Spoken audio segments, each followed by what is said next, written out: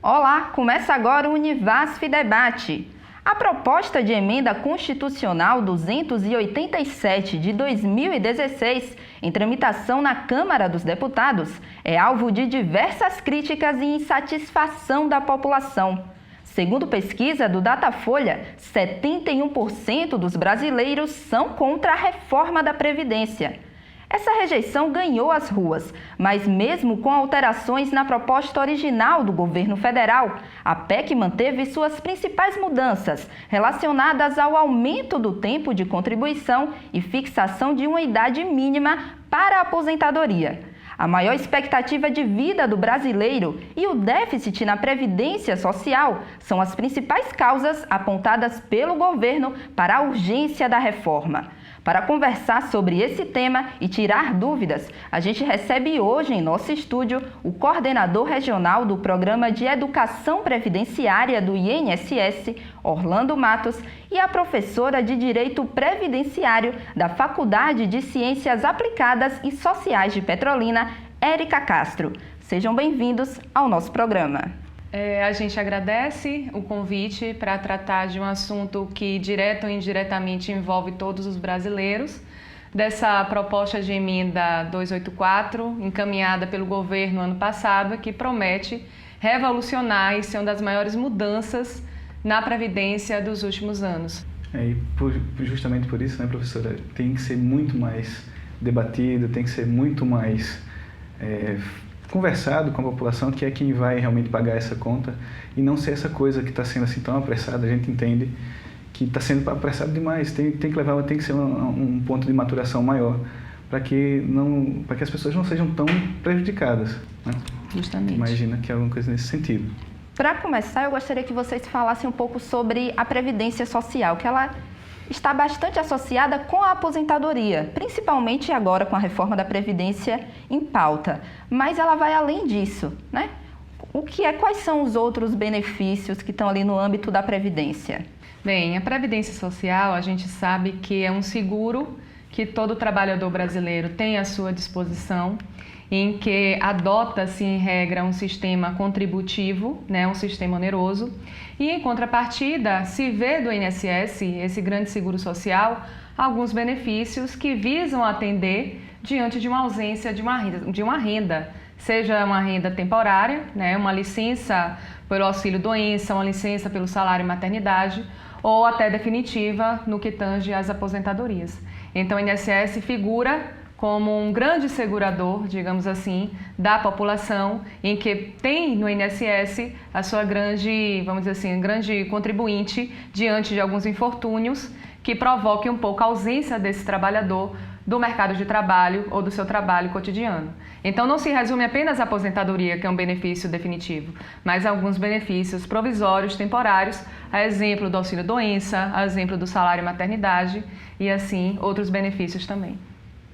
É isso, e o que falta muito para a população é justamente conhecer, né? Conhecer a Previdência, saber o que ela é, para que ela serve, quais as formas de acesso.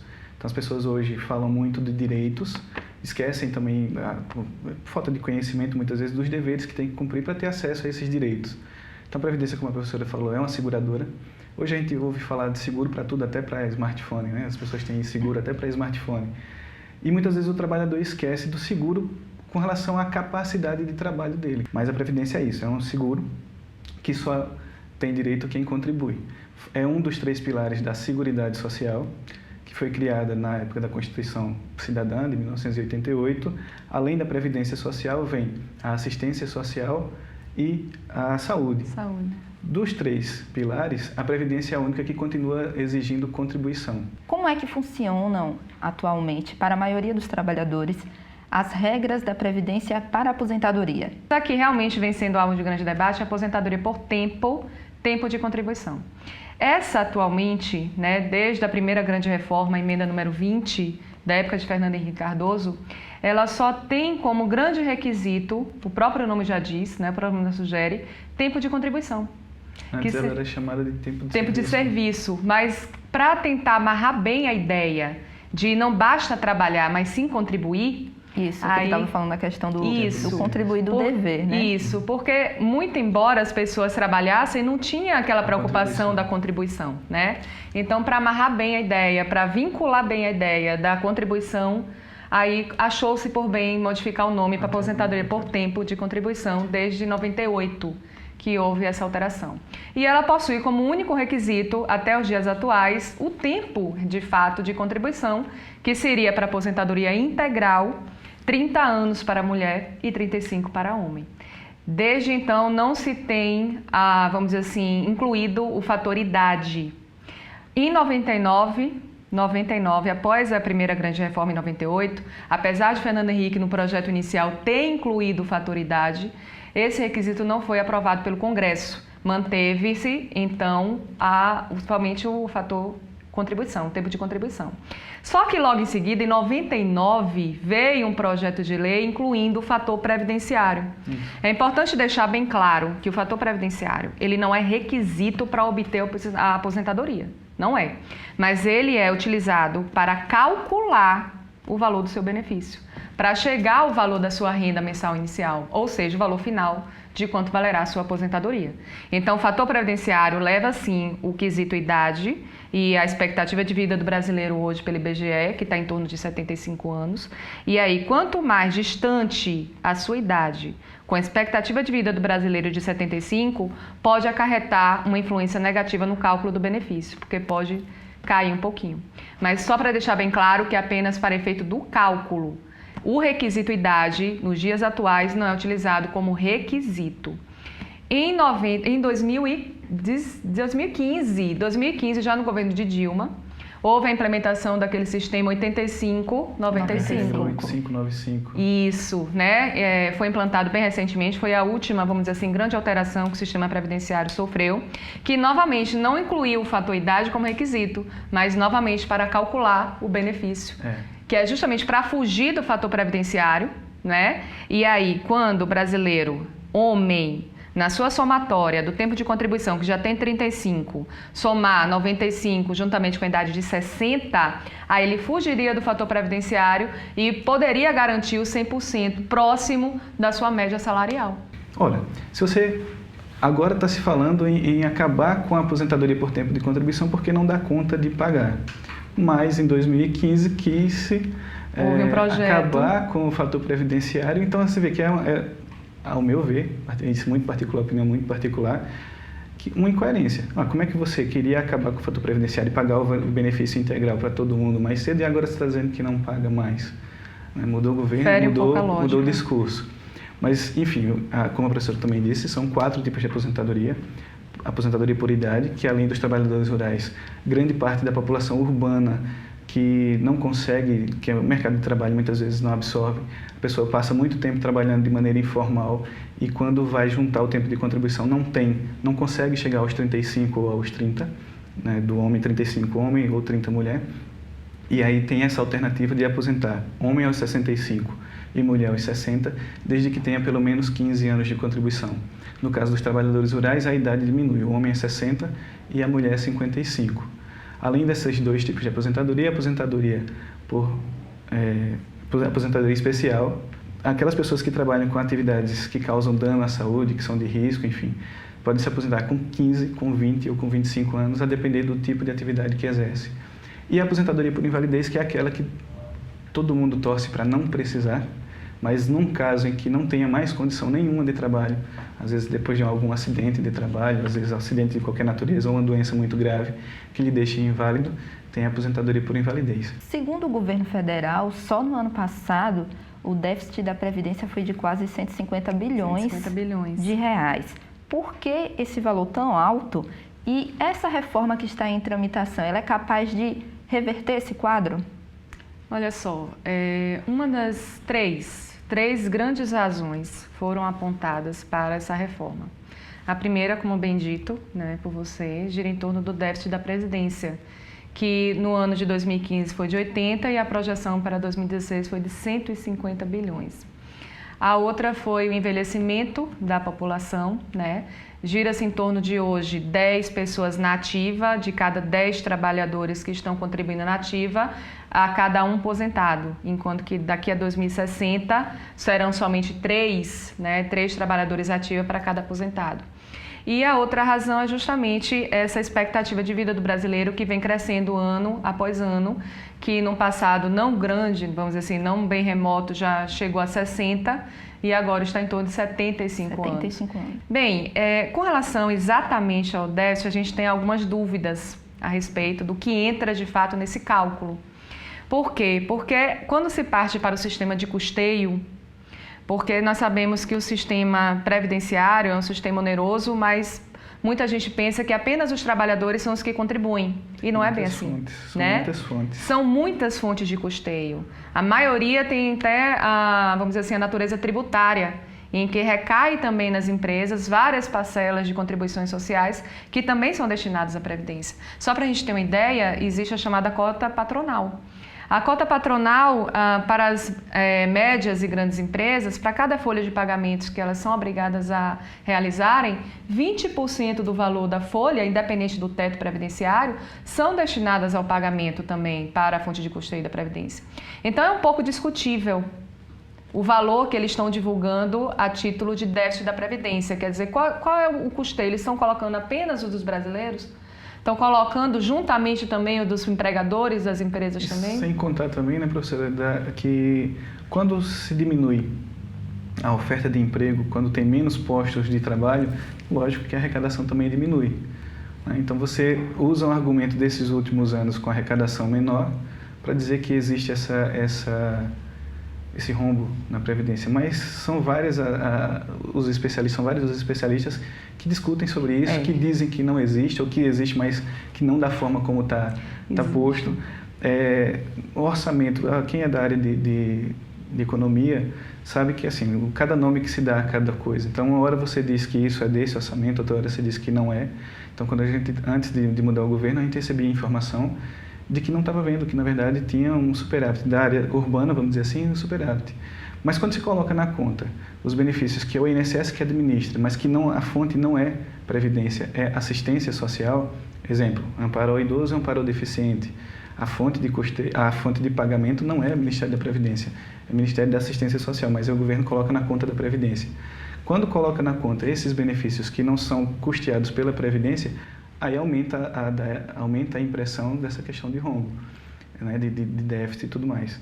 Mas é uma coisa que a gente volta, tem que ser muito discutido, tem que ser muito claro. Só citar alguns exemplos de algumas contribuições tributárias que as empresas também são obrigadas a pagar, e isso hoje é administrado, inclusive, pela Receita Federal, que a gente sabe que tem um procedimento muito mais solene, muito mais, vamos dizer assim, eficaz, eficiente do que já foi no passado, né? Existem alguns exemplos, como a COFINS, existem alguns exemplos como a CSLL, algumas contribuições do PIS/PASEP também são destinadas para o financiamento desses benefícios. Existe a contribuição das agroindústrias, das fazendas aqui próximo também. Existe a contribuição dos concursos de prognóstico, se vocês observaram, não sei se vocês já tiveram a curiosidade de observar, o verso daqueles bilhetes que vocês fazem de apostas, né, da Lotomania, da Mega Sena, da Loto Fácil, tem lá grande parte da distribuição daqueles valores arrecadados vão para a Seguridade Social. Então são, vamos dizer assim, podemos dizer que são multicontribuintes que levam-se também dinheiro à Previdência Social, não exclusivamente dos trabalhadores e das empresas sobre os seus empregados, mas também existem outras fontes de arrecadação tributária que são destinadas também à Previdência. Daí várias, teses aí divergem a respeito desse rombo, porque não há uma transparência de onde vem. Justamente, a questão são várias. Do déficit, e também assim, mesmo as reformas, se só elas vão ser eficientes mesmo, ou se realmente precisaria delas, ou se poderia fazer outro tipo de reforma, por exemplo. A gente concede benefício muitas vezes de pessoas que trabalharam há anos, há muito tempo atrás, em que uma empregada doméstica trabalhou na casa de uma família que assinou a carteira, mas recolheu a contribuição dela, mas não repassou para a Previdência. A lei diz que a gente vai ter que reconhecer aquele período, o INSS vai pagar aquele benefício sem ter recebido a contribuição. Então, precisa reformar? Existe rombo? Existe tudo isso? Então, uma forma de controle eficiente para que aquele patrão, seja patrão doméstico ou seja o patrão de empresa, Grandes empresas, como também a gente vê toda hora na TV, nas mídias sociais, falando que várias das pessoas que estão por trás da reforma também devem muito à Previdência, né? Essas formas de controle. Mas o que a gente está vendo nessa reforma é dificultar o acesso para a população e muitas vezes não. Quem mais precisa da Previdência não é o empresário, não é a pessoa que tem outras fontes de sobrevivência. É o trabalhador que ganha pouco, é o trabalhador rural, que seja de fato trabalhador rural, que tem muita gente que também se aproveita, a gente pode falar sobre isso depois. Mas é o trabalhador rural, é o trabalhador pequeno, que só vai ter aquela fonte de sobrevivência, a renda da Previdência lá na frente, né? Esses vão ter mais dificuldade de acesso por conta das reformas e, ao meu ver, não é só isso que vai resolver, muito pelo contrário. Talvez esse controle do que não é arrecadado, apesar de ter tantas fontes de custeio, mas muita gente também deixa de cumprir suas obrigações. Então, essa reforma também tem que ser voltada para isso também, né? Evitar que as pessoas tirassem do trabalhador, como acontece muitas vezes, e não repassassem para a Previdência. Não só na contribuição, né, mas um conjunto de ações. Existe além do que ele está falando? Só um pouco, professora. Pode concluir. Para concluir no seguinte também, que além de tudo isso, tem a questão do investimento, e aí eu vou puxar a brasa para a minha sardinha, vamos dizer assim, o investimento na educação previdenciária. Tem muita gente, como a gente falou no começo, trabalhando por aí por conta própria, e que por falta de conhecimento, além de alimentar, a gente ouve muito nas palestras que a gente vai fazer no dia a dia, na rua, quando a gente está, as pessoas dizerem assim, esse negócio de Previdência é jogar dinheiro fora, é dar dinheiro para o governo. Então tem muita gente que não está interessada em contribuir por falta de informação, por receber uma desinformação, e agora com essa história da reforma a gente tem ouvido mais ainda pessoas dizendo, agora é que eu não vou pagar mesmo. Aí meus alunos inclusive dizem que não querem depender da Previdência, porque não têm amplo conhecimento de todos os benefícios que eles teriam acesso. E muitos me dizem, não, professor, eu prefiro fazer uma previdência privada, porque lá eu posso determinar o quanto eu pago, o tanto de período, o quanto de tempo que eu posso ter o resgate, e é muito mais viável financeiramente fazer uma previdência privada do que buscar o INSS. Só que aí eles se enganam porque é o seguinte, na Previdência Social, o regime é de repartição simples. Vamos dizer assim, se fosse trazer um slogan, seria um por todos, todos por um. Na Previdência Privada é o contrário, é o cada um por si, porque é o sistema de capitalização. De fato, a pessoa planeja tudo isso e sabe quando vai querer resgatar e quanto vai poder resgatar. O quanto vai poder pagar, o quanto de resgate. Mas não vai ter auxílio-doença, não vai ter salário e maternidade, não vai ter todo o leque de benefícios que a Previdência paga. Aqui no Univasf Debate, a gente tem um espaço para ouvir dúvidas da população nas ruas. E a gente tem 3 perguntas sobre a reforma da Previdência. Vamos ouvir. Com a reforma da Previdência, o que muda na aposentadoria? Os mais pobres serão mais prejudicados com a reforma da Previdência? Para quem vai valer as novas regras da Previdência? A gente escutou aí as enquetes e todas foram relacionadas com essa questão da reforma, né? Que é agora que a gente vai começar a falar. E a primeira foi, com a reforma da Previdência, o que muda na aposentadoria? Inicialmente foi encaminhado o projeto, ano passado, pelo governo, em que se propunha a mudança para 49 anos de contribuição, tanto para homens quanto para mulheres. E a mesma idade, agora sim, como requisito para a aposentadoria de 65 anos, né? Então, incluiria o aumento de contribuição para 49 anos e a mesma idade, equiparando agora algo que tradicionalmente, historicamente, sempre foi um ponto aí de divergência, né, entre homens e mulheres, e equipararia a idade para 65. Esse ano, exatamente em maio desse ano, o relator da primeira comissão especial da reforma da Previdência, Arthur Maia, inclusive baiano, né, ele fez a alteração desse texto e reduziu o tempo de contribuição para a aposentadoria integral para 40 anos. Mas é possível já pedir uma aposentadoria proporcional com a carência de 25 anos, que esse é um cálculozinho um pouco mais complicado, gira em torno realmente do cálculo do valor da aposentadoria. Mas os requisitos, 49 anos de contribuição e a idade, né, voltou novamente a diferença etária entre homens e mulheres. Salvo engano, homens seriam com 65, mulheres agora com 63? 62, né? Pronto, mulheres com 62 e homens com 63. Então, esses são... Homens com 65. Homens com 65 e mulheres com 62. Então, basicamente, são os principais pontos que foram alterados da reforma da Previdência no que tange à aposentadoria por tempo de contribuição. Então, se uma mulher chegar no INSS, se realmente essa reforma for aprovada, uma mulher que chegar com 62 anos de idade e com pelo menos 25 anos de contribuição, ela vai poder aposentar. Se a média de contribuição dela foi salário mínimo, tudo bem, já seria salário mínimo, ela vai receber o valor. Não altera em nada. Não altera o valor que ela receberia. Se a pessoa receber o salário mínimo. Mas para aquelas pessoas que contribuíram acima do salário mínimo, aí primeiro tem que encontrar a média de contribuição. Tem mudança com a reforma.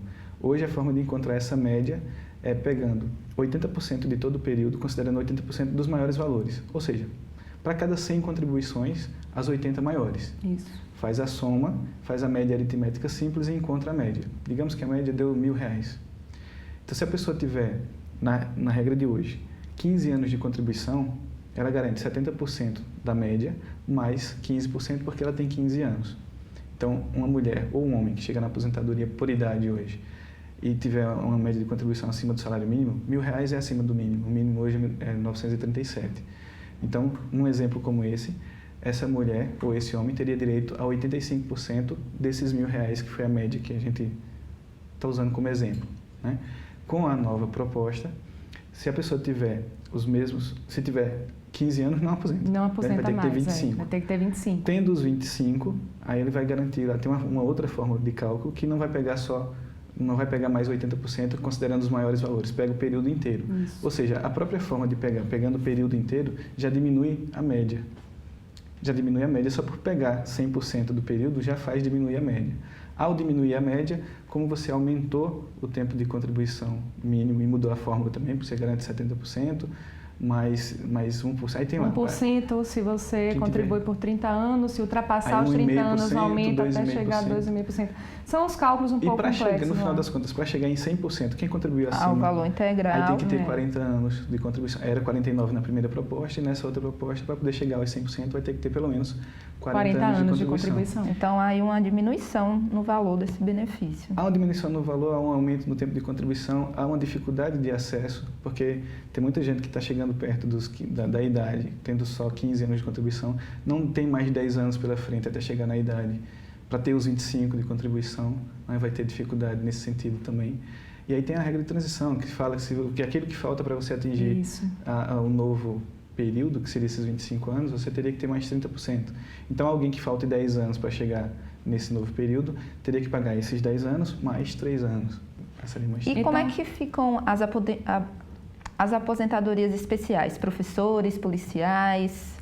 É outra incógnita, né? Porque a aposentadoria especial, de fato, só se aplica realmente, como bem dito por ele anteriormente, a algumas categorias profissionais diminutas da população. São poucas as categorias que poderiam ter acesso, com aposentadoria de 15, de 20 e de 25 anos. O que se tem a respeito da aposentadoria do professor e da aposentadoria do policial são apenas redução de 5 anos. É um valor fixo, não gera em torno de 15, 20, 25 anos. É apenas diminui 5 anos e não são todos os professores, né? Somente professores de ensino médio e fundamental, que realmente tem essa natureza da disciplina, da sala de aula e também coordenadoria e direção, que teria direito. Já professores do ensino superior restariam de fora dessa aposentadoria especial.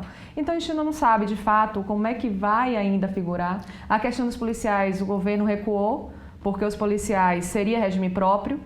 No início, o projeto inicial ia incluir todas as regras num regime único, porque o regime do INSS é chamado regime geral de previdência, que atinge geralmente a iniciativa privada. A gente sabe que servidores públicos têm um regime próprio de previdência, ou seja, têm suas normas regulamentadas separadamente, em lei separada. Na proposta inicial, eles queriam incluir todos em um regime único, inclusive servidores públicos. Mas depois de tanta pressão, depois de tanta crítica que veio da classe pública dos servidores públicos, o governo recuou e excluiu a questão de servidores públicos, principalmente os policiais. Mas aqueles colegas que paralisaram não estavam paralisando ali só por causa da causa, em causa própria, mas estava todo mundo pensando nos seus pais, nas suas mães, nos seus filhos, porque a reforma não atinge só servidor público. Quem se preocupa com a questão do acesso, principalmente das pessoas mais carentes, porque como a gente disse também já ao longo do debate, quem tem outras formas de de rendimento, de outras formas de onde tirar dinheiro quando precisar parar de trabalhar, não se preocupa muito, não está muito interessado com a Previdência. Mas aquele trabalhador que vai viver só disso, que vai ter só o benefício da Previdência para se sustentar, esse sim pode sofrer bastante para poder conseguir atingir o benefício. Serão os principais atingidos. Tem que pensar nisso. É importante só frisar essa que... é até a segunda pergunta, né? Os mais pobres vão ser mais prejudicados com essa reforma? Na visão, pelo menos na minha visão, sim. Na minha visão, também concordo. Porque, como a gente disse agora há pouco, né? Muita gente tem o benefício da Previdência porque é obrigatório contribuir, porque não tem, enfim, já é descontado no contra-cheque, enfim. Mas na hora de precisar do benefício, muitas vezes não vai, aquilo ali vai ser só uma fonte a mais. Ele já tem outros investimentos, tem outras fontes de renda. A classe médica, por exemplo, né? Que investe em outras coisas, tem outras fontes. Então, o benefício de Previdência nem atinge o patamar que ele recebe hoje em dia. Verdade. Então, tem um médico que tem um contrato de 12 mil reais por mês, por exemplo, que tem um salário nessa faixa. A contribuição do INSS, o benefício que o INSS paga, tem um teto, que hoje está em R$ 5.531 reais. Então, não chega no que ele recebe. Lógico que ele vai querer o benefício porque ele contribuiu ao longo do tempo, mas a fonte de renda dele não vai investir só na Previdência, ele vai ter outras. Mas o trabalhador que só tem a Previdência como fonte de custeio futura, né, como fonte de rendimento futura, se dificultar o acesso, ele não vai conseguir o benefício tão logo quanto ele conseguiria. E aí o que é que a gente vai ver? As pessoas de casa sabem disso, na nossa região principalmente, né? Na última semana do mês e no começo na primeira semana do mês seguinte, quando a Previdência está pagando os benefícios, é quando o comércio das cidades menores funciona. Justamente. Então, se você diminui a quantidade de benefícios, você impacta, inclusive, na movimentação na economia. Então, uma das coisas que esse atual governo fez logo de início foi tirar o nome social da Previdência, só Previdência. Para tirar essa ideia de social, de ficar muito mais vinculada à questão da economia, do dinheiro, enfim. Mas não é isso, a Previdência não é banco, a Previdência não visa lucro. Lógico que ela tem que ser sustentável, ela não pode visar prejuízo. Ninguém sobrevive só com prejuízo. Então tem que ser uma coisa equilibrada. Mas não pode se pensar só em lucro. Então a minha opinião é que sim, se faça reformas, mas de forma prudente, de forma responsável e pensando no social e pensando no bem-estar das pessoas, que é para isso que a Previdência existe, para promover o bem-estar social. E um outro exemplo, que na nossa região realmente sabemos que existe uma população grande nesse sentido, nesse aspecto, que são os rurais. Os trabalhadores rurais. Sim, ia tocar. Que até então nós sabemos que a própria lei garante a contribuição facultativa, ou seja, eles não têm essa obrigatoriedade que o trabalhador da iniciativa privada urbano possui em poder se aposentar, ou seja, ele recebe a aposentadoria, o benefício, independente de contribuição. E uma das principais mudanças vão atingir esses trabalhadores rurais, porque agora eles vão ser obrigados a contribuir pelo tempo de carência, que seria não agora de 15, que atualmente é 180 contribuições, mas sim passaria para 25 anos, né? E a idade também tende a aumentar. Se a senhora me permite, eu queria que muita gente tem a informação distorcida, inclusive com relação ao segurado especial, né, o chamado segurado especial. Ele não é obrigado a contribuir em dinheiro todos os meses. É facultada a contribuição em cima da produção. Como segurado, né? Então, porém, isso não quer dizer que ele não contribua. Ele contribui indiretamente. Porque aquele trabalhador que produz o milho, o feijão que vai para a nossa mesa, o arroz, enfim, tudo que é da produção rural, ele não paga em dinheiro muitas vezes, mas ele está lá com o trabalho. E daquilo que ele produz, quando ele não vende de forma com nota fiscal, alguma coisa, mas quando o dito atravessador compra dele e revende no supermercado, revende em algum lugar, na hora que é emitida uma nota em cima daquele produto que o trabalhador rural segurado especial produziu, vem contribuição em dinheiro, sim, para a Previdência. Ou seja, o trabalhador rural contribui de forma indireta para a Previdência em dinheiro. E mais que isso, essa possibilidade de contribuir dele, dessa forma, essa forma de contribuição, justamente para diminuir, foi na ideia do legislador na época, para tentar diminuir o êxodo rural. Você está lá, é um trabalho pesado, que a maioria das pessoas que estão aqui na cidade muito provavelmente não gostariam de fazer. Né? A gente quer o milho, quer o feijão, quer o arroz, quer toda a produção rural na nossa mesa, mas se a pessoa não estiver lá trabalhando, não tiver alguma vantagem para que ela permaneça na atividade rural, o êxodo talvez fosse até maior. Então, essa vantagem de não ter que contribuir em dinheiro diretamente contribuir indiretamente faz o trabalhador rural ser considerado segurado especial e ter essa vantagem, né? A última pergunta vocês até já tocaram na questão da regra de transição, que é para quem vai valer as novas regras. Então, está em tramitação no Congresso, aprovada hoje. Para quem vai valer? Pronto, eu só vou fazer um mero destaque aqui. Se caso forem aprovadas hoje essas regras, hoje no caso estamos em junho de 2017, é importante que a gente faça aqui um paralelo, né, uma divisão, 2017. Como é que está a sua situação hoje perante o INSS? Principalmente a sua idade, certo?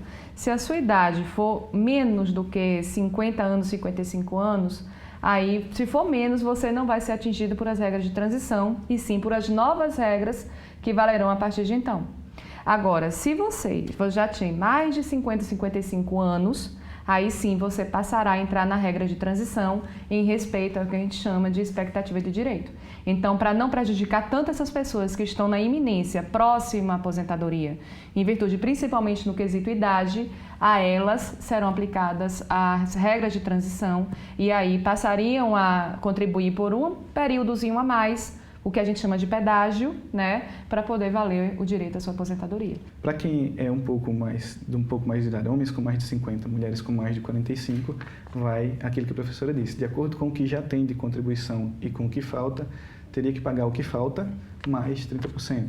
Valeria a regra dos 30 e 35, 30 anos para a mulher, 35 para o homem, mais o pedágio de 30% do tempo que restaria na data da lei para se aposentar. Esse assunto rende muita discussão, mas infelizmente a gente já está chegando ao fim do programa. E para terminar, eu gostaria que vocês deixassem orientações para quem assistiu a gente e ainda está com dúvidas, né? Onde podem conseguir informações mais técnicas, claras. É importante mencionar que o INSS hoje é uma instituição muito mais moderna do que já foi no passado, né? Hoje existe um corpo de servidores, existe um corpo de funcionários aptos a receber essa população, que nós sabemos devem estar recheadas de dúvidas. Então, existe um telefone de contato, podem se dirigir até a agência, fazer uma investigação mais apurada a respeito da sua situação atual. E eu acredito que lá, na instituição, terão aí suas dúvidas melhor esclarecidas. E só deixando bem claro, ainda estamos tratando de projetos de lei, que ainda está em fase inicial de processo legislativo, tá? Ainda na comissão. Ainda irá para o Congresso, né? No Congresso é aqui onde realmente teremos aí a decisão, depois de passar das duas casas. Enquanto isso, a gente está tratando apenas de mera especulação. Mas a qualquer tempo, a qualquer momento, pode o segurado, pode o trabalhador buscar o INSS e tirar maiores dúvidas. Então vamos lá, como é do meu dia a dia, né, eu trabalho no INSS, o canal de telefone que a professora citou é a central 135, o telefone da Previdência 135. Para tirar dúvidas, talvez não seja tão melhor pelo telefone, né? Pelo telefone é assim, o pessoal agendar, para o pessoal cadastrar uma senha para acessar a internet e tirar seu extrato de contribuições. É possível que o cidadão tire seu extrato de contribuições para o INSS através da internet, mas aí precisa cadastrar na central 135 a sua senha pessoal. E aí ele vai tirar o extrato, vai ver quanto tempo de contribuição ele já tem, então. As agências do INSS, as pessoas podem procurar as agências do INSS. O site do INSS também tem muita informação lá, então www.inss.gov.br ou www.previdencia.gov.br. E nós do Programa de Educação Previdenciária também estamos, é o nosso trabalho, no dia a dia, é justamente esclarecer, levar a orientação ao cidadão para tentar diminuir a desinformação, a falta de informação, para que as pessoas tenham, sim, garantam o seu acesso, né, cumprindo os deveres que têm com relação à Previdência, possam ter acesso aos benefícios futuramente. Então, se posso falar do meu trabalho aqui onde eu fico, pronto. A gente tem uma unidade do Programa de Educação Previdenciária que funciona no Expresso Cidadão, no shopping. De Petrolina. No shopping aqui de Petrolina, esqueço que a gente está falando, inclusive, para pessoas talvez até de fora do Brasil, né, que vão assistir pela internet. Mas aqui em Petrolina, a gente tem a unidade do Programa de Educação Previdenciária no River Shopping, no Expresso Cidadão do River Shopping. A gente trabalha lá de segunda a sexta, eu fico lá das 8 às 2. Então, se for para buscar orientação comigo especificamente, nesse horário. Mas tem todos esses canais e é isso, a gente precisa, né, principalmente buscar informação, ler bastante, aprender bastante, conhecer dos seus deveres, para aí sim garantir os seus direitos. E se planejar, E né? se planejar. Para a Previdência, porque vai É chegar. verdade, uma hora chega. É a melhor palavra para definir Previdência é justamente planejar, né? Se prever, você se precaver. E o que acontece com muita gente é que só lembra da Previdência depois que já precisa. E muitas vezes é tarde. Muito obrigada pela participação de vocês aqui no programa. Muito obrigada também a você que nos acompanhou em mais uma edição do Univasf Debate. Se você quiser sugerir algum tema para ser debatido aqui em nosso estúdio, é só enviar um e-mail para contato.rtvcatinga@univasf.edu.br. Um grande abraço e até o próximo programa.